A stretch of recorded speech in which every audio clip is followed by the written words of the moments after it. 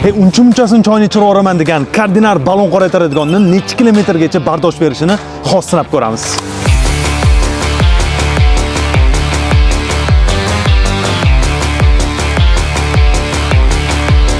Trassadamiz. 60 kilometr yurdik. Holati hozir sepilganda turibdi. 50 kilometr umuman mensigani yo'q. Ana endi 100 kilometr yuramiz. Qanaqa bo'lardi?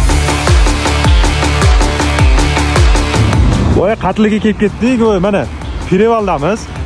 Insof qani, insof. Qop-qora bo'lib turibdi. 50 kilometr mensiman deb o'zimcha maqtudim, 150 kilometr mensimayapti-ku bu. Ana endi 100 emas, 150 emas, 300 kilometrdan keyin bitta holatini ko'ramiz. Orqa fondan qancha masofa yurib qo'yganimizni bemalol bilib olsanglar bo'ladi. Namanganga yetib keldik. Uncha-buncha brendda choyni ichirib yuboradi deganmidim. Ishonmaganlar uchun marhamat bitta holatini ko'ringlar. Shunaqa chang joylardan, shunaqa trassalardan yurdik, lekin hech nima qilgani yo'q. 300 kilometrdan oshiq yurdimi? Demak, Kardinarni balon qoraytiradigani sizga shahar sharoitida bemalol bir hafta mana shunaqa qora holatda, qop-qora holatda turib bera oladi. Sifatiga menimcha umuman shubha qolmadi. Narxi ham unaqa qimmat emas, ishlatish ham juda ham oson. Xarid qilib olish uchun rasmiy do'konlarimiz yoki hamkorlik do'konlarimizga tashrif buyursanglar bo'ldi.